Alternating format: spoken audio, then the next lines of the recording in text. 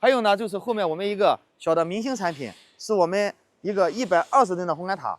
这个烘干塔呢，它呢可以一机多用，可以当成循环式烘干机用，也可以当成这个连续式烘干塔用。但是你作为连续式烘干塔用的时候呢，水分要低一些，才能达到连续功能。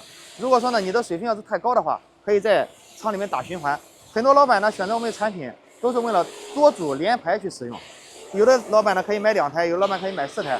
如果2台机器，你应该一天的处理的玉米干粮量就可以达到这个150吨左右。你买1台的话，大约能处理到70到80吨。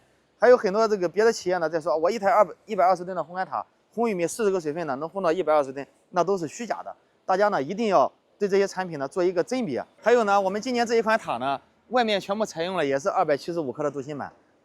另外呢，我们这个上下呢都做了一个防雨的一个措施，比原来的老塔呢上下流管也都加了这个不锈钢的内衬，还有这个玻璃流管内衬，有一些它使用的区域不一样，我们给它加的内衬是不一样。包括提升机的机头，我们也加了这个皮子，给它进行一个减噪功能。原来这个很多客户呢离居民区比较近，那个粮食甩出来的声音打到上面的顶板啪啪作响。今年呢，我们技术更新之后呢，做了3层夹心工艺。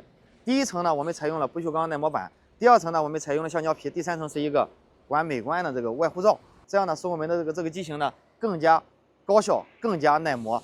所以说呢，选择烘干设备，咱们一定要擦亮眼睛。在我们展区参观完之后呢，我们到我们的这个办公楼看一看。